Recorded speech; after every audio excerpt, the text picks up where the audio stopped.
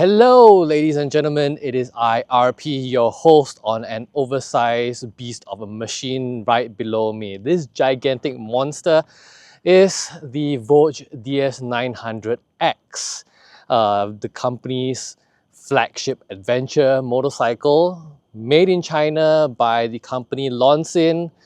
That also, if you know your motorcycle industry news and tidbits, they make engines for BMW out from China, and then they are licensed to do that job for BMW. So I have had the pleasure from the marketing team in Singapore to take this out for an entire weekend so that I can test it out, put it through its paces, and then tell you what I think about it, and then let you know. So obviously, first impressions before I get into the details as to what I actually think about it is that because the parent company of Voge, Lonsin, makes BMW engines, I am pretty sure that there is some mechanical pedigree there. I am going into this with relatively higher than average expectations compared to other Chinese motorcycles or even Indian makes. So without further ado, let's get into the meat of the potatoes with this beef stew.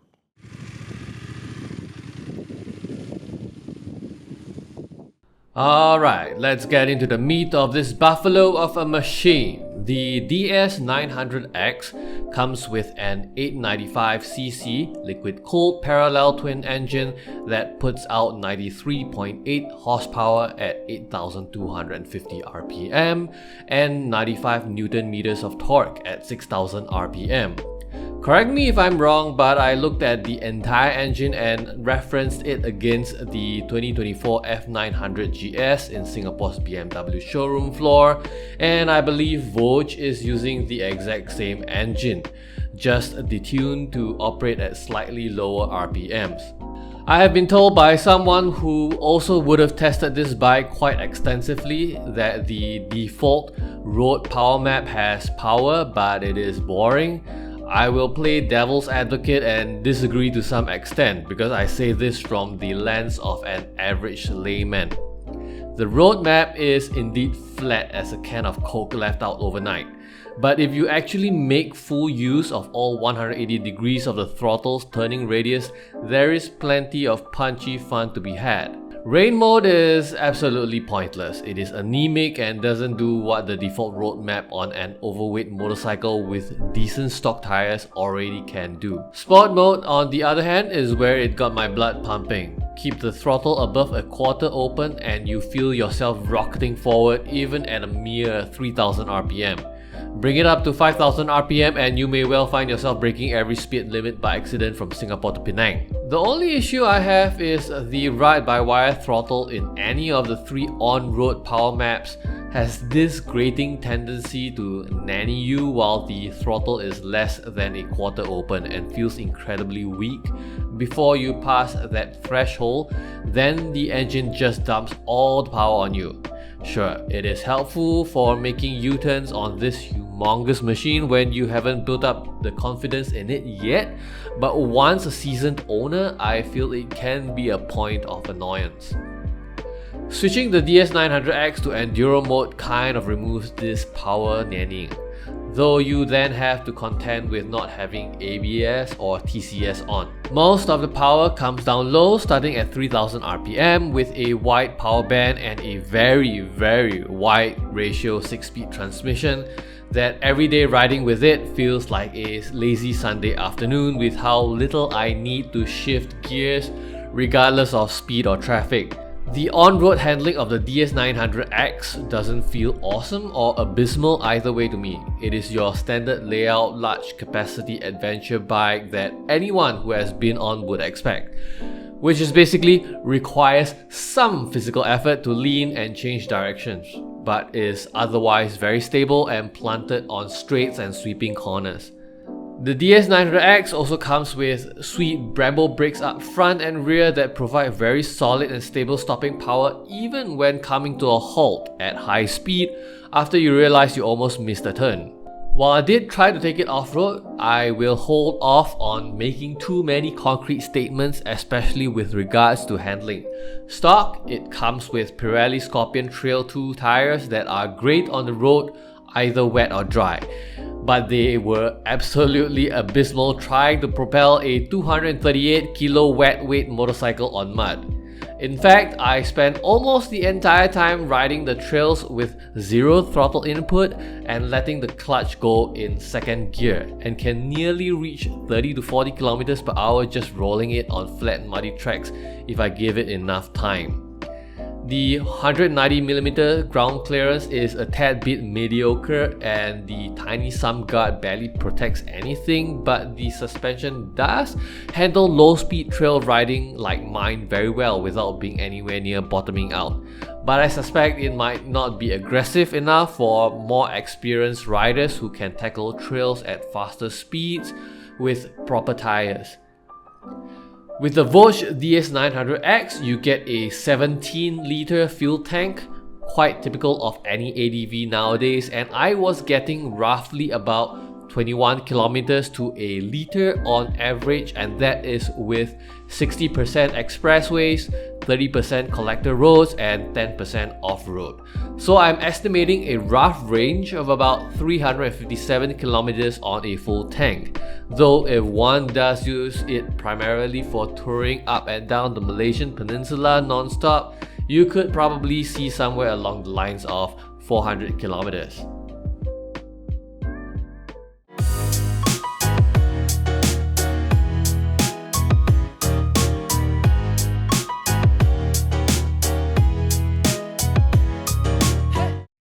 So let's start with the feature I absolutely love the most with the DS900X, and that is keyless ignition with an RFID fob. No bullshit NFC cards or shitty Bluetooth apps.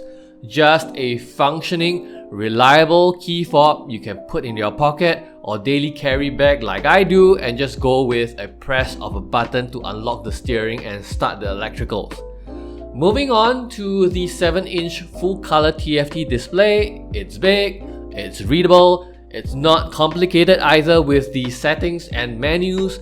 There is a whole extra page in the menus with sensor readouts for things like tire pressure and battery voltage.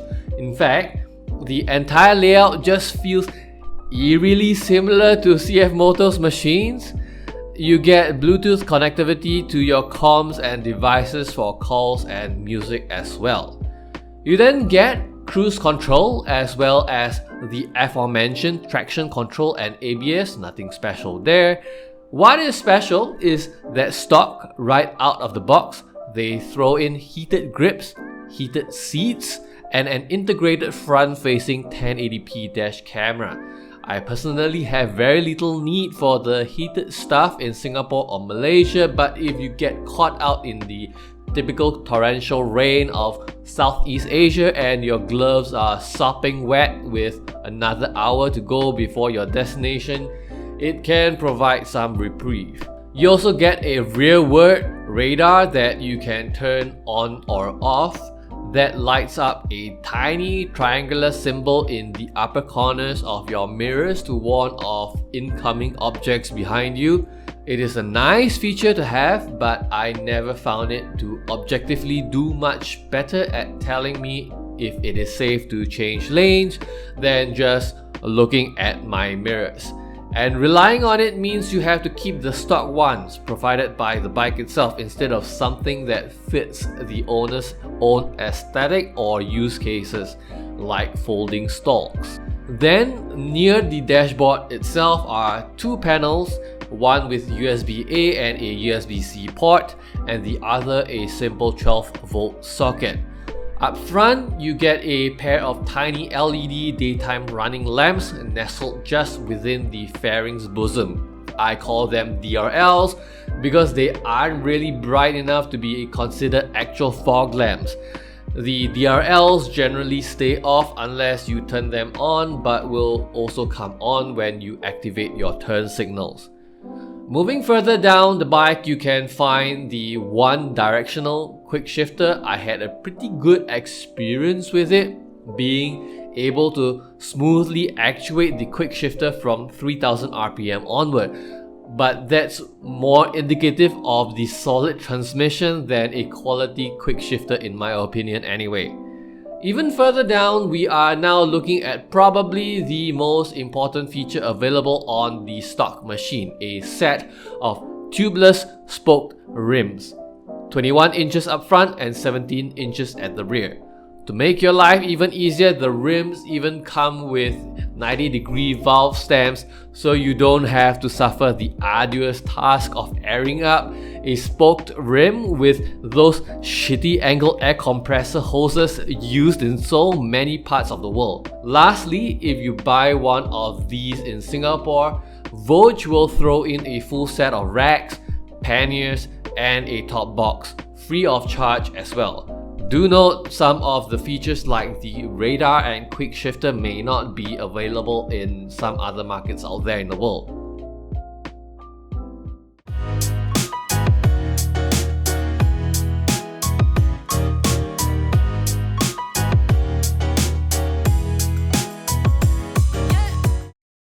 As usual, I always preface this section by stating I am 177 centimeters tall with an 85 centimeter inseam and weigh around 80 to 85 kilos with all my carry-on. The 825mm seat height on the Voge DS900X looks deceptively short to me personally. I thought I'd be able to flat-foot the bike on both sides as I would on my own Versys 300 until I sat on it and realized how wide the seat actually was. I could still almost flat-foot the bike, but my legs had to be totally straight and my heels were still slightly lifted. Seated, my arms and legs were positioned in a pretty relaxed position and I felt like I had a lot of room. My knees weren't forced to curl up as much as other ADV bikes in this category. Standing up on the pegs is another story. The bars were already angled as high up as I can expect them to be out of the showroom floor. But I still had to bend over quite a fair bit to stay connected with the handlebars, and that isn't really a great posture to be in. The seat itself is wide and spacious, however it's a bit too firm for my liking on a bike I would expect to crunch long distances with. I think it may have to do with the heating elements underneath requiring a firmer base to contain, but I'm just speculating. You get a set of toothed foot pegs with rubber inserts and plastic handguards that function as well as you would expect from a stock machine. And you get a small windshield up front you can manually pull up and push down to adjust by about 3 inches or so. The windshield really didn't do anything for me at its highest point, so I preferred to put it down and let the buffeting air spread out over my entire body rather than just smashing into my face. However, on the bright side, the DS900X will ride at highway speeds at comfortable low frequencies. The engine maintains a pretty low rumble and very little gets transmitted to the grips or footrests. The suspension is also set just nice for my weight to smoothly handle bumpy rides without affecting handling.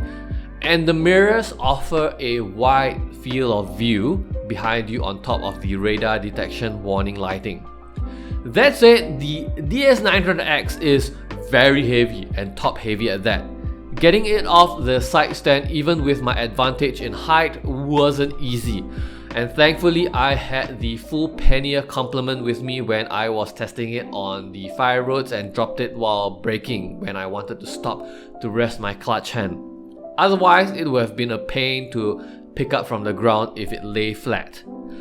The main stand also seems to be awkwardly placed with its arm tightly packed right underneath the left passenger foot peg when the stand is folded up, requiring some toe wiggling between the two to shove your foot above the stand's arm before you can bring it down.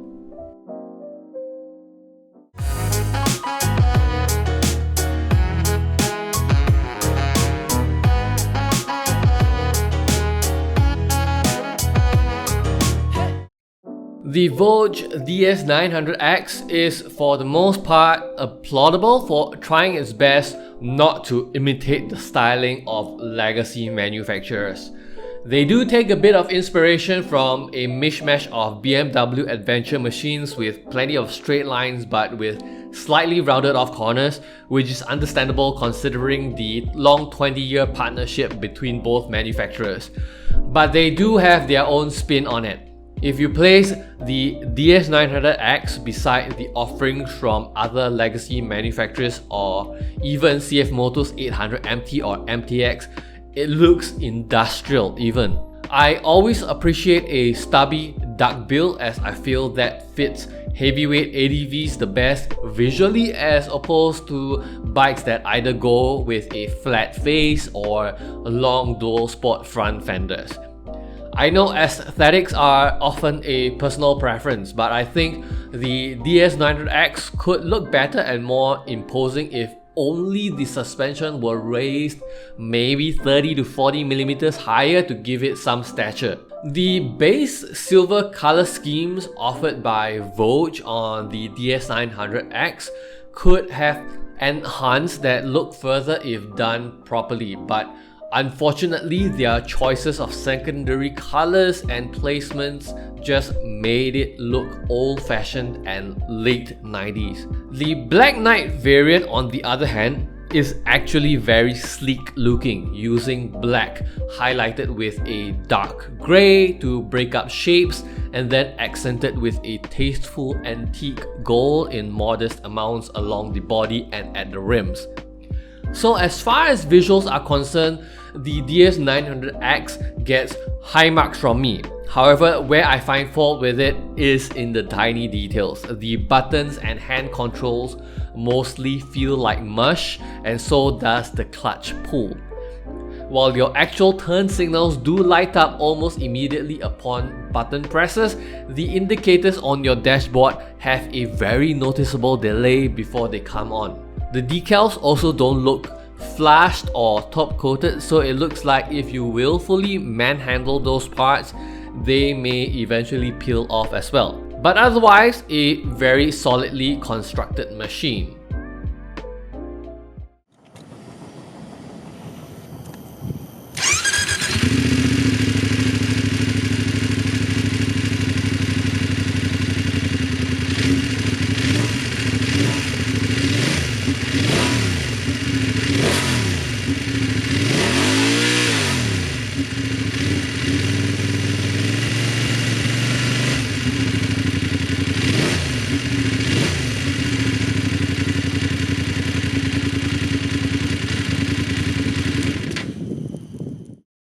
A lot of the marketing imagery, as usual, as with all this sort of large capacity ADV bikes, try to portray them as something you take off-road frequently, but let's be honest here.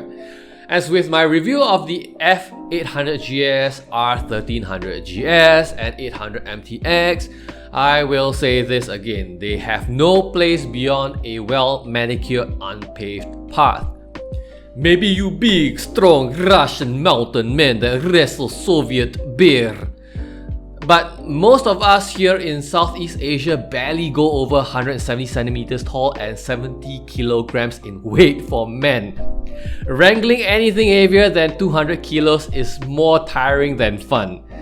But for the purposes of using it as a touring machine when stacked up against the F900GS, 800MTX or the V-Strom 800DE, I say it has the most value for money as far as a solid engine and built-in features are concerned. It doesn't provide as much raw range and nimbleness as the 800MTX or the quality fit and finish of the F900GS itself, or the parts network of any Japanese rival.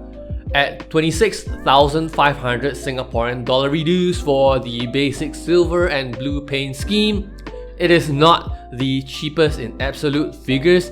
That honor debatably goes to the Japanese offerings from Suzuki and Yamaha at the moment, depending on dealer. But with the DS900X, you can really stretch that dollar very far. Voge does have the option of an all blacked out paint scheme they call the Black Knight for 28 grand, but whether some black paint and stickers is worth 1,500 is up to personal preference. I personally would just put that money into a year's worth of cai peng for dinner, but hey, you do you. Anyway, so that's all I have to say about the Voge DS900X. To be honest, I think there is some promise here. It is a very hyper-focused machine as far as I'm concerned. I would really use it only for that specific purpose of touring, long-distance riding, hauling stuff. There is not much other purposes I would use it for if you were reading my impressions based on what I have said in the entire length of the video. But I would like to hear what the rest of you, especially Voge DS900X owners in other countries, have to say about this bike. Do you agree with me or do you disagree with me? Would you use it for any other purpose? And if you found this video useful and informative for all those of you who don't actually own one of these, do remember to give me a like, subscribe, hit the bell notification icon, all that YouTube jazz. And if you would like to support this channel, I do have a merch store on my website. Every shirt and hoodie or hat that you buy goes into keeping this channel alive and allows me to pay for all the expenses that go into making all these videos. They are not cheap, I assure you. Even though I get these bikes from Media Loan, there are a lot of expenses that are associated with reviewing motorcycles that I have to pay out of my own pocket. So if you would like to support me, do drop by my channel, my website, and buy something from the web store. And I'll see you next time. Peace out and bye bye.